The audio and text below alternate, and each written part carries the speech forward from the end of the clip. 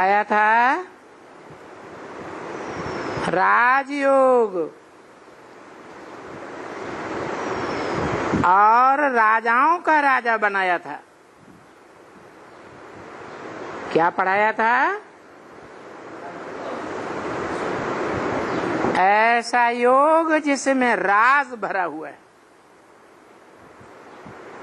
गीता में लिखा है ना, गुह्यात गुह्यतरम ज्ञानम, गुह्यते गुह्य ज्ञान सुनाता हूँ। ज्ञान माने जानकारी। उसमें भी मुख्य किसकी जानकारी है? राजाई की जानकारी। राजाई की भी जानकारी बाद में होगी, पहले तो बाप की जानकारी। जिस बाप ने जान करके पहचान करके राजाई ली हो,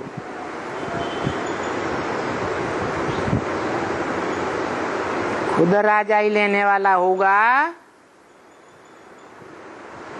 तो अपने बच्चों को भी देगा। खुद ही राजाई लेने वाला नहीं होगा तो अपने बच्चों को देगा क्या है? धनवान होगा तो धन का वर्षा देगा,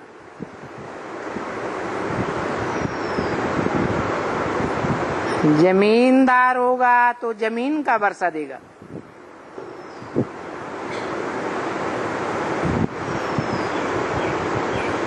खुद ही जमीन नहीं होगी,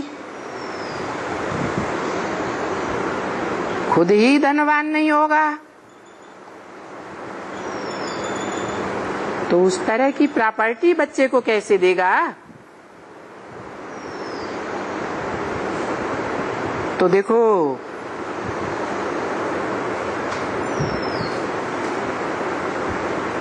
जो पीछे बैठे हुए हैं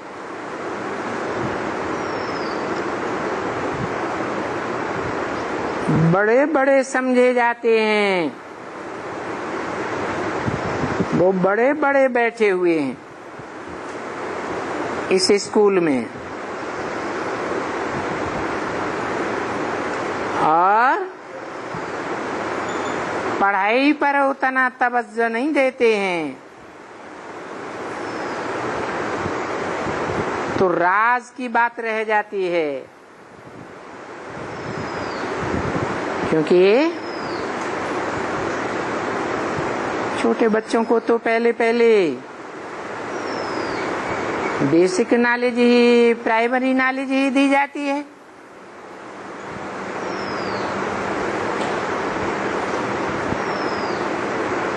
यहाँ भी बताया जाता है तुम देह नहीं हो, आत्मा हो, ज्योति बिंदु हो, निराकार हो। निराकार आत्मा का बाप कैसा होगा? है निराकार ही होगा। निराकार से क्या मिलेगा? है निराकार से निराकार वर्षा मिलेगा या साकार वर्षा मिलेगा? निराकार वर्षा क्या होता है? ज्ञान है निराकार। जो निराकार ज्ञान है वो निराकार बाप का वर्षा है। और स्वर्ग जीवन मुक्ति, जीवन में रहते मुक्ति, दुख दर्दों से मुक्ति। ये किसका वर्षा है? निराकार का वर्षा है। निराकार जीवन मुक्ति भोगता है? नहीं भोगता। तो निराकार जब स्वयं ही जीवन मुक्ति नहीं भोगता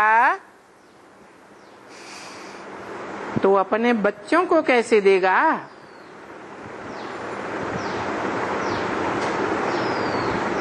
तो राज की बात बताते हैं।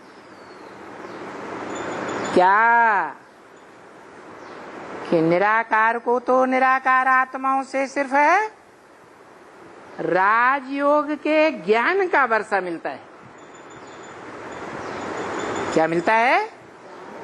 सृष्टि के आदि मध्य अंत का वर्षा मिलता है, सत्य का वर्षा मिलता है। सत्य कौन है? सत्य को जानने वाला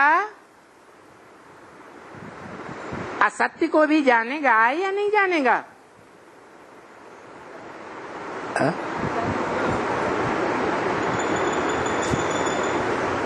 नहीं जानेगा।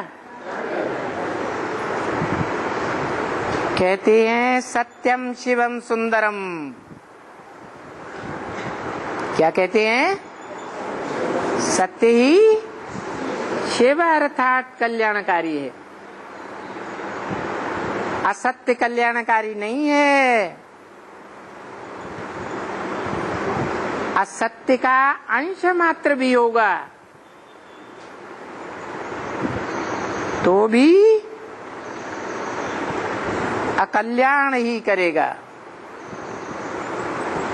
जैसे दूध के बढ़े हुए घड़े में एक बूंद सर्प का विष डाल दिया जाए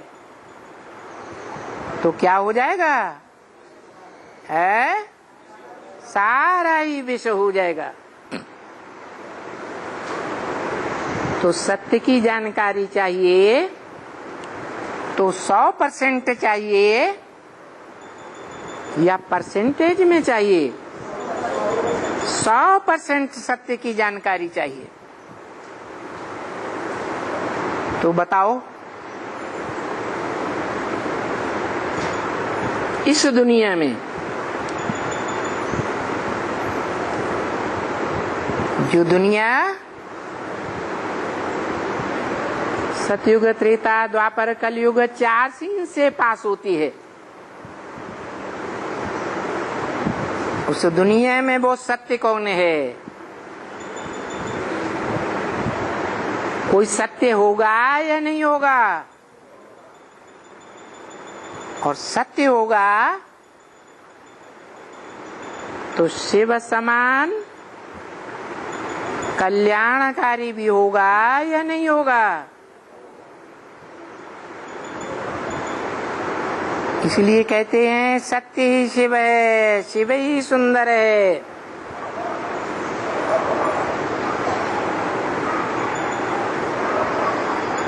और बाप बताते भी हैं, आत्माओं का बाप ब्रह्मा मुख से बताते हैं, ऐसा सुंदर और ऐसा श्याम इस सृष्टि में कोई भी नहीं हो सकता।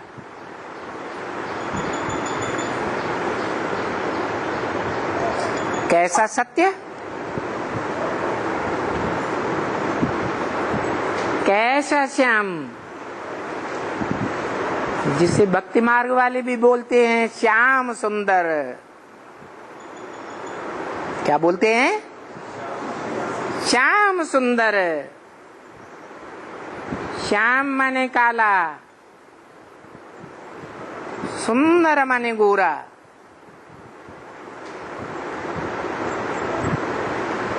सत्य कर्म करने वाला और उसके अपोजिशन में काले कर्म करने वाला,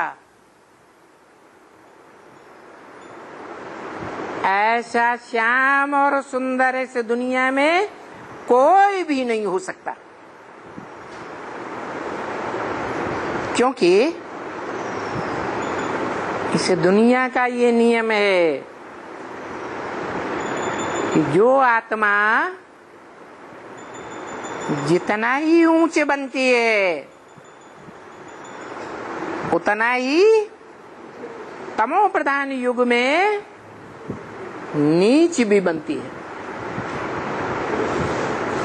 सत्य युग में ऊंचते ऊंच और काले कलयुग में नीचते नीच बनती है।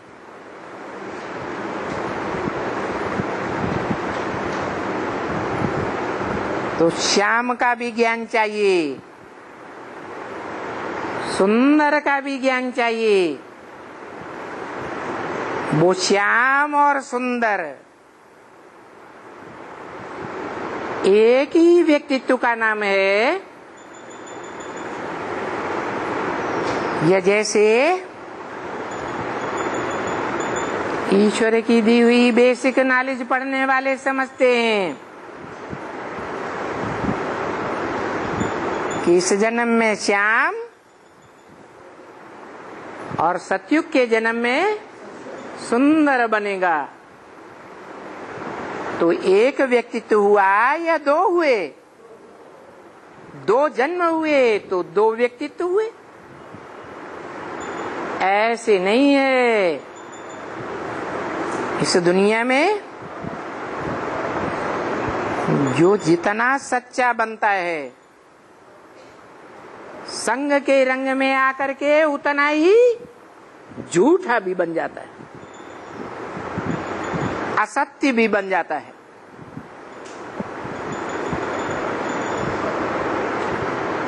ये दुनिया का हिसाब ही ऐसा है कि इस दुनिया में एक ही भी मनुष्य मात्र नहीं,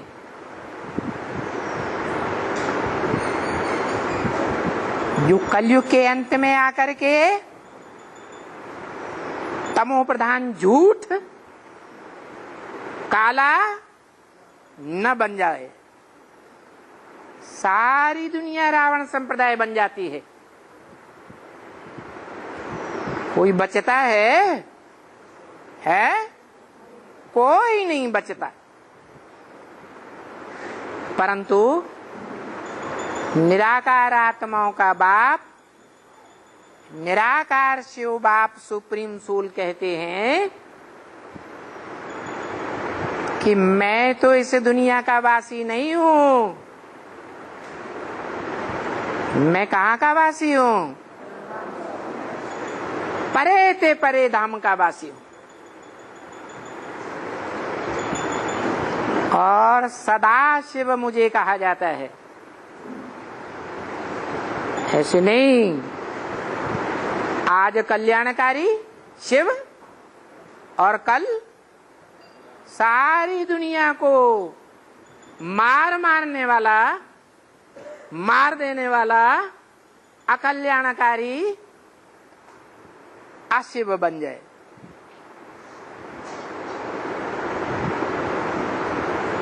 मैं तो तुरीय आत्मा हूं, किसी के संग के रंग में प्रभाव में प्रभावित होने वाला नहीं हूं। बाकी इस दुनिया में जो भी मनुष्य मात्र हैं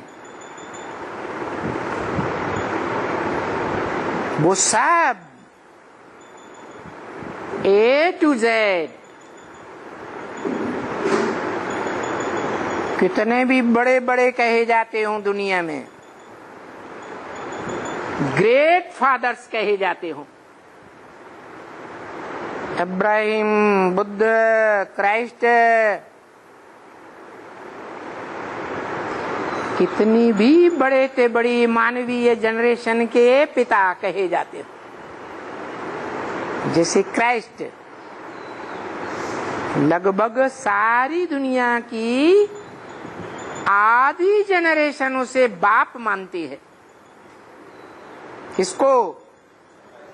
क्राइस्ट को क्रिश्चियंस अपना बाप मानते हैं। इतनी ग्रेट आत्मा है, वो भी इस दुनिया में आकर क्या बन जाती है?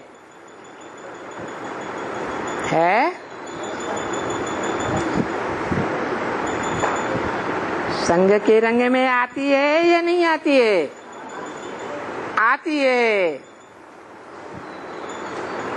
बाप सुप्रीम सोल ब्रह्मा के मुख से बताते हैं कि क्राइस्ट इस समय बैगर के रूप में है इस दुनिया में।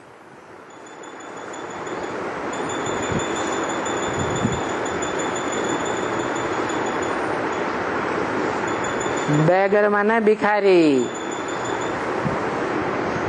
जिसके पास न तन की ताकत, न मन की ताकत, न धन की ताकत, घर बार भी नहीं।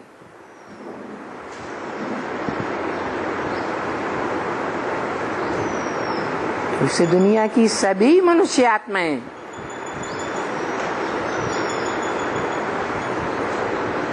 कितनी भी महान ते महान हो, सब नीचे गिर जाती हैं संग के रंग में।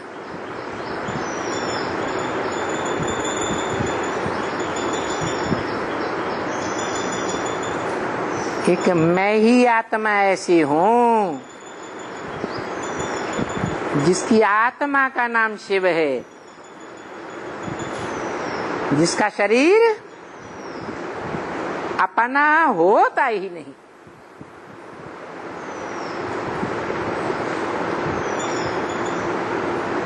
कभी संग के रंग में नहीं आती। इस पतित दुनिया में आता हूं, पतितम कामी कांटे में आता हूं, तो भी मुझे क्षण मात्र भी संग का रंग नहीं लगता। इसलिए मैं इस लोक का वासी हूं, इस दुनिया में आता हूं, तो भी मेरी बुद्धि रूपी आत्मा कहाँ धरी रहती है? ऊंचे ते ऊंचे धाम में रहती है। इस नीची दुनिया में नहीं अटकती। मेरा इस दुनिया में कोई अटैचमेंट नहीं होता। किसका? शिव बाप का, जो आत्माओं का बाप है। बाकी जो भी आत्माएं हैं इस मनुष्य सृष्टि में, जो भी मनुष्य मात्र हैं, सब संग के रंग में आकर के, अटैचमेंट में आकर के नीचे गिरते हैं।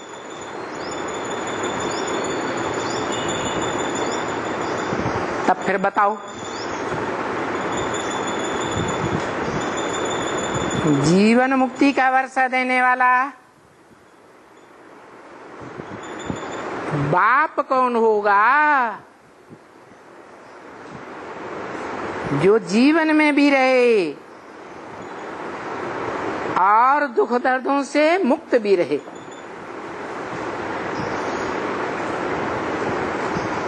भले सतयुग में रहे, त्रेता में रहे, रजो प्रधान द्वापर में रहे, तमो प्रधान कलयुग में रहे, तो भी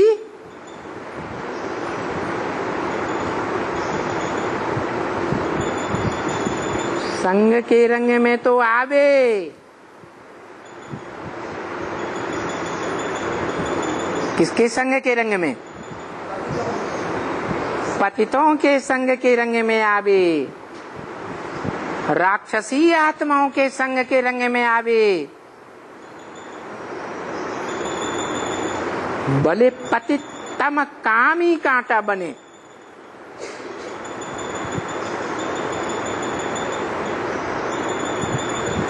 तो भी यही कहा जाएगा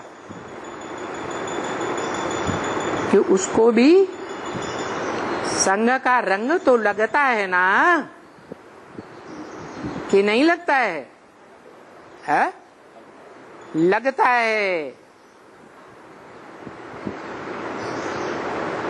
भले नास्तिकों के संग में भी आवे, जो न भगवान को मानते हैं, न स्वर्ग को मानते हैं, न नरक को मानते हैं,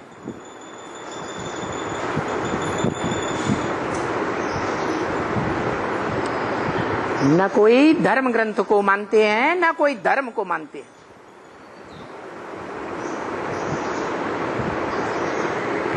अपने ही अहंकार में रहते हैं। चर्म सीमा का देह अहंकार, जो समझते हैं हम देह हैं,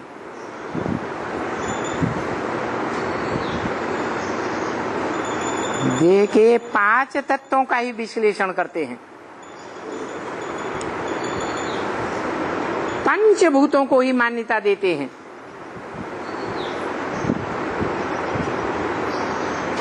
आत्मा कोई चीज नहीं अलग से, आत्मा को मानते ही नहीं। फिर आत्माओं में जो परम पाठधारी परमात्मा है, उसको तो मानने का सवाल ही नहीं। ऐसे अहंकारियों का भी बाप है एक आत्मा। इस सारी मनुष्य सृष्टि का बाप,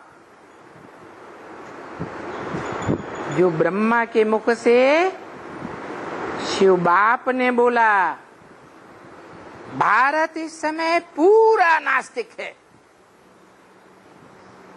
क्या बोला है? पूरा नास्तिक है, अंश मात्र भी आस्तिक नहीं।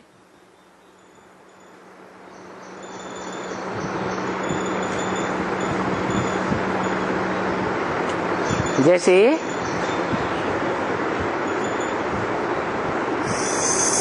सारा शरीर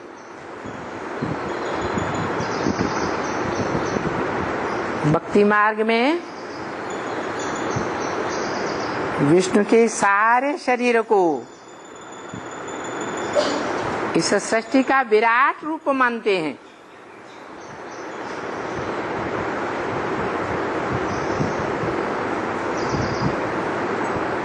सर है सतयुग,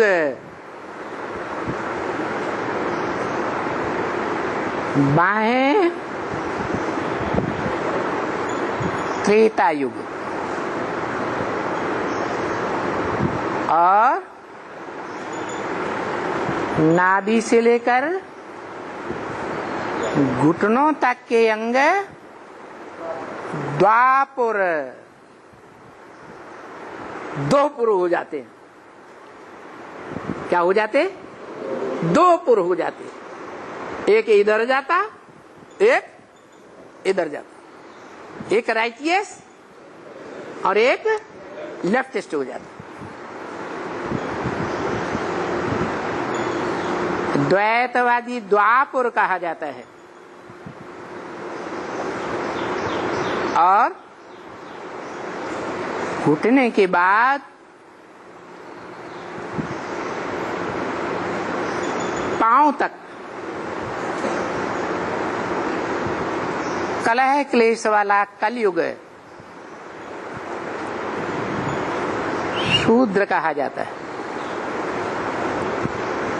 क्षुद्र शब्द से बना शूद्र। क्षुद्र अर्थात नीच पार्ट बजाने वाला। और पांव का अंतिम भाग एड़ी, जिस एड़ी में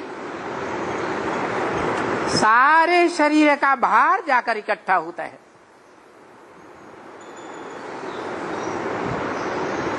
वो एड़ी है कलयुग का अंतिम समय। और एड़ी से लेकर के चोटी तक संगम कहा जाता है चढ़ती कला का।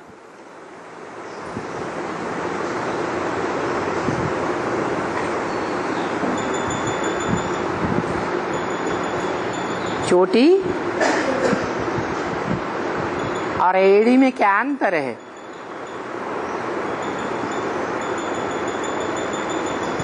एड़ी में लिक्विड खून रहता है या नहीं रहता है? रहता है। और चोटी में है? चोटी में खून होता है? चोटी में कोई खून नहीं रहता। तो सुप्रीम सोल बाप कहते हैं,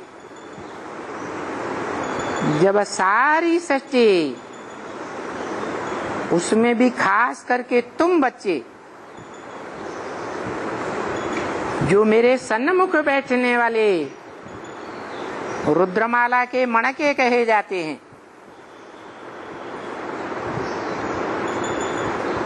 वो सारा ही इस संसार रूपी विषय सागर में डूब जाते हैं।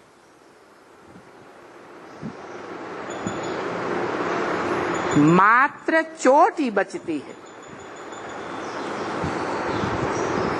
क्या बचती है? चोटी बचती है, जिसे ब्राह्मण चोटी कहा जाता है। क्या कहा जाता है? ब्राह्मण चोटी कहा जाता है। जिस चोटी में संकल्पों का बूंद मात्र भी खून नहीं रहता। क्या संकल्प होते हैं ना, वो बेहद का खून है।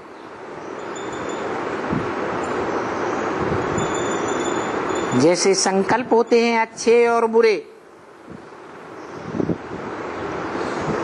ऐसे ही खून भी होता है अच्छा और बुरा। शरीर में आधी नसें नाड़ियां अच्छा खून बहाने वाली हैं और आधी गंदा खून बहाने वाली हैं। लेफ्टिस्ट नाड़ियां हैं, राइटियस नाड़ियां भी हैं, जिन नाड़ियों में ये बेहद का संकल्पों का खून बहता है।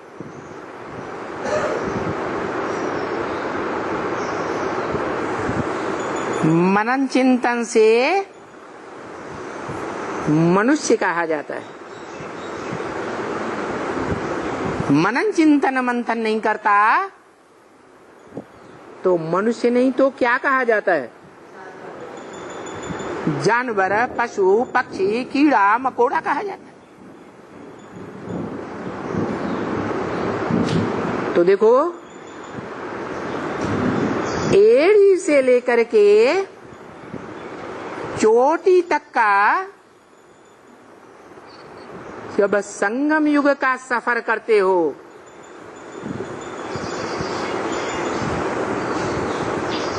तो तुम बच्चे कहां तक डूब जाते हो? विकारों के पंख में हैं? पूरा ही डूब जाते हो। चोटी बचती है, जिसे ब्राह्मण चोटी कहा जाता है। पहला ब्राह्मण सो पहला देवता, पहला देवता सो पहला क्षत्रिय, पहला वैश्य, पहला शूद्र कहा जाता है। अव्वल नंबर का शूद्र, शूद्र नीच ते नीच। और पहले नंबर का ब्राह्मण ऊंचे ते ऊंचे। संपूर्ण ब्राह्मण तो संपूर्ण देवता, अपूर्ण ब्राह्मण तो अपूर्ण देवता। इसलिए 9 कुरियों के ब्राह्मण गाए हुए हैं। क्योंकि 9 ही धर्म हैं षष्ठ रूपी रंगमंच पर। जिन 9 धर्मों में कन्वर्ट होने वाली आत्माएं उन कन्वर्ट होने वाली आत्माओं के बीज रूप बाप वो भी 9 प्रकार के बीज हैं।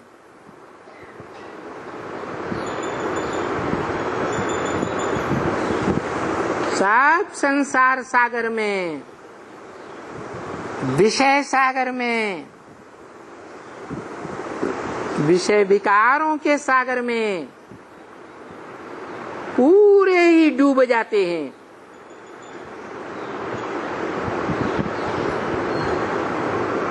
तो उन डूबने वालों में खून रहता है या नहीं रहता है?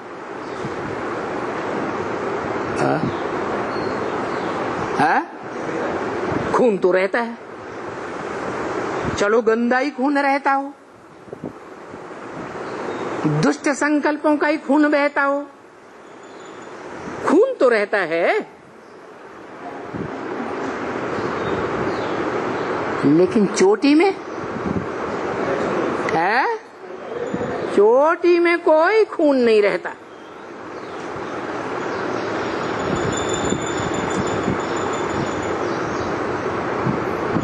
जब खून ही नहीं तो उसे चैतन्य कहें या जड़ कहें? है क्या कहें? जड़त्व ही कहेंगे, मुर्दा। इसलिए ब्रह्मा मुख से बोले, ब्रह्म वाक्य में ही कहा, वेद वाणी में ही कहा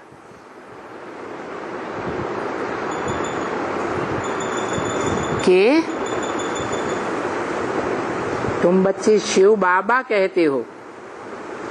है क्या कहते हो? भगवान को शिव बाबा। उसमें से शिव को निकाल दो तो क्या बचेगा? है बाबा बचेगा। ग्रैंडफादर चैतन्य बचेगा कि मुर्दा बचेगा? है? अरे शिव को निकाल दो तो क्या बचेगा? है? अरे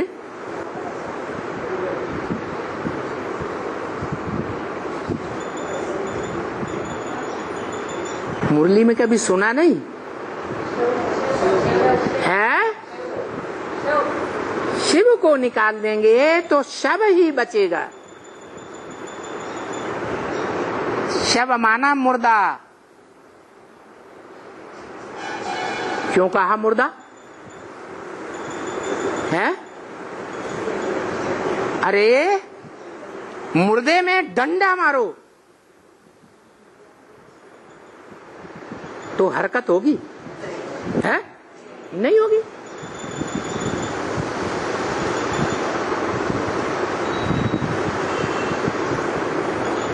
भगवान बाप आते हैं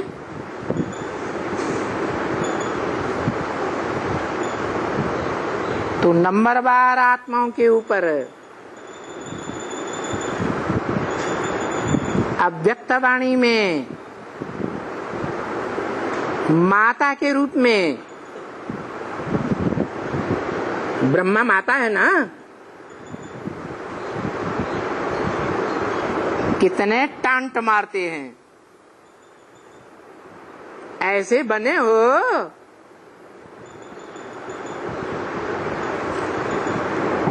कोई वाणी ऐसी है जिसमें टांट ना मारा गया हो?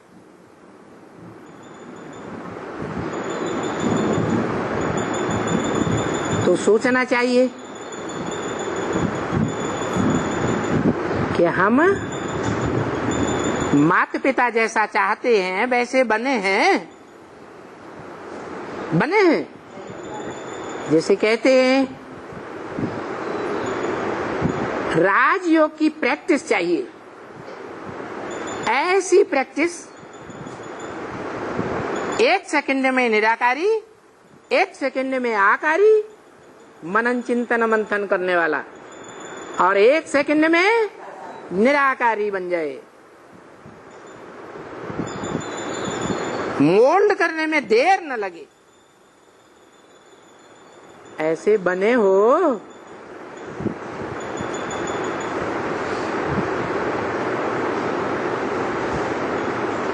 तो देखो 80 साल हो गए,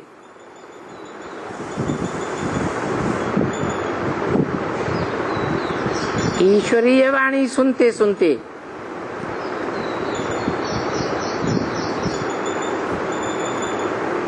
और हम बच्चे ऐसे संपन्न योगी की स्टेज धारण नहीं कर सके। कर सके? है? अमृत वेला का अनुभव क्या कहता है? है? कितनी देर याद में टिकते हैं? साकार में निराकार की याद में। है?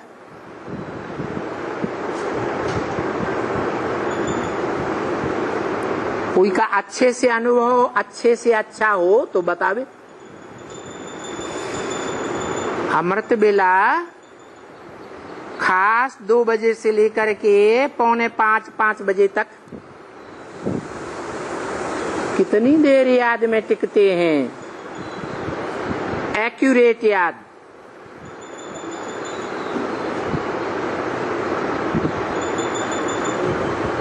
जिस याद में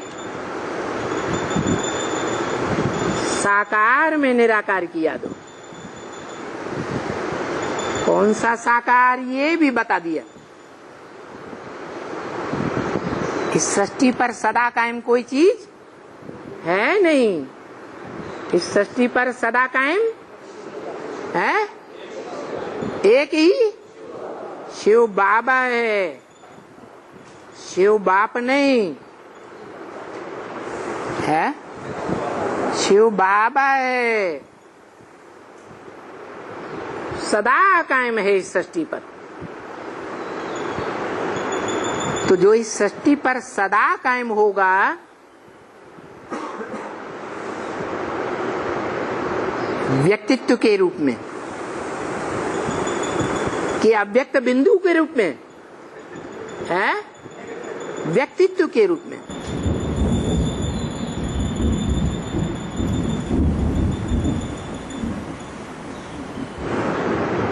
व्यक्त को आंखों से देखा जाता है, इन स्थूल आंखों से। अव्यक्त को इन आंखों से नहीं देखा जाता। जिस अव्यक्त को देखा जाता है, जो इस सृष्टि पर सदा कायम है, उसी को कहेंगे सत्य। जैसे गीता में भी कहा है, ना सत्य विद्यते भावो, ना भावो विद्यते सत्य। इस सृष्टि में सत्य का कभी अभाव नहीं हो सकता। जो सत्य है वो कभी लोप नहीं होता। तो जो लोप ही नहीं होता,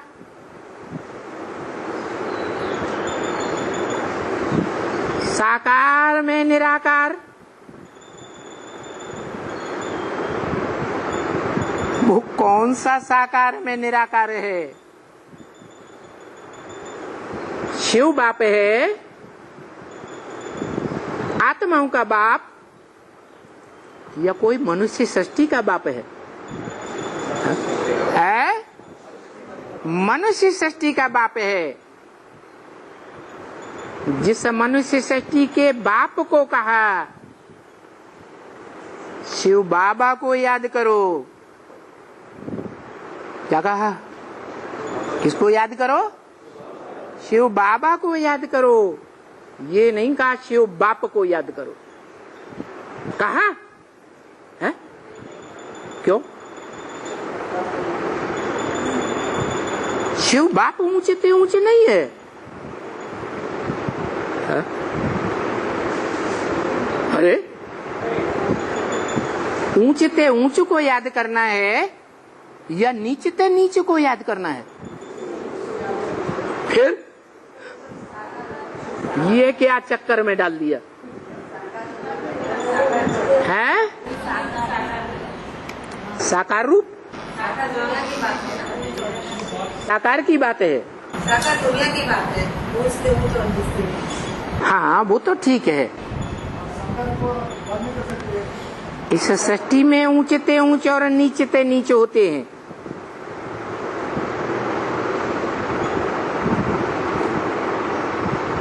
इस सृष्टि के अलावा और कोई लोक नहीं है जहां ऊंचे ते ऊंचे और नीचे ते नीचे होते हो।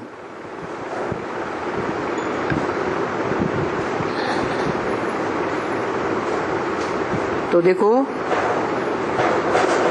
जिस अविनाशी शिव बाबा को याद करना है, सत्य को याद करना है या झूठ को याद करना है? सत्य को याद करना है, जो इस सृष्टि में सदा सत्य है। कहाँ कहाँ सदा सत्य है? इस मनुष्य लोक में सदा सत्य है, कभी असत्य नहीं।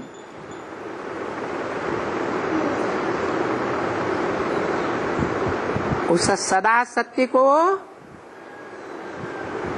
जो आत्माओं के बीच सदा सत्य आत्मा है, कौन?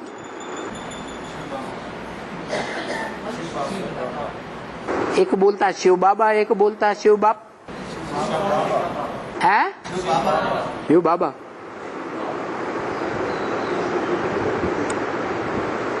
इस सृष्टि में हो या इस सृष्टि से परे हो, जो सदा सत्य है वो कौन है? शिव बाप। वो शिव बाप को याद करने के लिए नहीं बोला। किसको याद करने के लिए बोला? शिव बाबा को याद करने के लिए बोला।